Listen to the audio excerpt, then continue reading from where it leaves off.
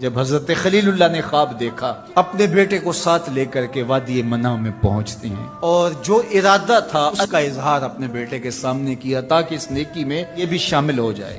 قرآن نے اس کو بیان کیا ہے۔ ایسی انوکھی کہانی آپ کو کہیں نہیں ملے گی، ایسی سچی کہانی کہ باپ اور بیٹا دونوں بیٹھ کے گفتگو کر رہے ہیں۔ کیا گفتگو ہے؟ باپ کہہ رہا ہے کہ اے میرے بیٹے، میں نے خواب دیکھا ہے، اس خواب میں تجھے ذبح کر رہا ہوں، اب تو بتا تیری رائے کیا ہے۔ اب باپ بیٹے سے کہے کہ میں تجھے ذبح کرنا چاہتا ہوں تو بیٹے کا رد عمل کیا ہوگا؟ اس کی آنکھیں پھٹی کی پھٹی رہ جائیں گی، وہ باپ کے ہوش و حواس پہ شک کرنے لگ جائے گا، کہے گا کیا بول رہے ہو، ہوش ٹھکانے ہیں؟ باپ ہو، سفاک ہو، کیا لہجہ ہے تمہارا، مجھے ذبح کرو گے؟ لیکن بیٹا کیا کہتا ہے؟ یا ابت افعل ما تؤمر، ابا جی جو کرنا ہے کر گزریے۔ باپ نے جو پوچھا تھا وہ ذبح کے حوالے سے پوچھا تھا، لیکن بیٹا دو قدم آگے بڑھ کے کہتا ہے اے ابو ذبح کیا، جو بھی کرنا ہے کر گزریے۔ رہی بات میری تو یہ کام چھوٹا تو نہیں، آپ دیکھیں گے میں صبر کر کے دیکھوں۔ اب یہ منظر قرآن نے بیان کیا، فلما اسلما، جب دونوں نے طے کر لیا، باپ ذبح کرنے پہ راضی ہے، بیٹا ذبح ہونے پہ راضی ہے، اور باپ نے بیٹے کو پیشانی کے بل لٹا لیا، ہاتھ میں چھری پکڑی ہے۔ بوڑھا باپ اپنے نونہال بیٹے کو ذبح کرنے پہ آمادہ ہے، جس کا کوئی قصور نہیں ہے۔ وادی منع تھر تھر کانپ رہی ہے۔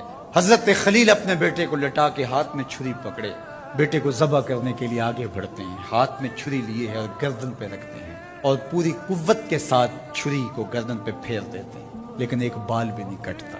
کہا شاید میرے دل میں کوئی ایسی بات آ گئی جس سے چھری کو روک دیا گیا، جلدی سے چھری کو پاس پڑی لکڑی یا پتھر پہ مارا، یا چھری کاٹتی نہیں ہے۔ آواز آئی، خلیل کاٹنے کا کہتا ہے، جلیل کہتا ہے خبردار ایک بال بھی کاٹا۔ پھر تیز کرتے ہیں اور دوبارہ چھری گردن پہ رکھتے ہیں، گلا کٹ جاتا ہے، خون بہنے لگتا ہے۔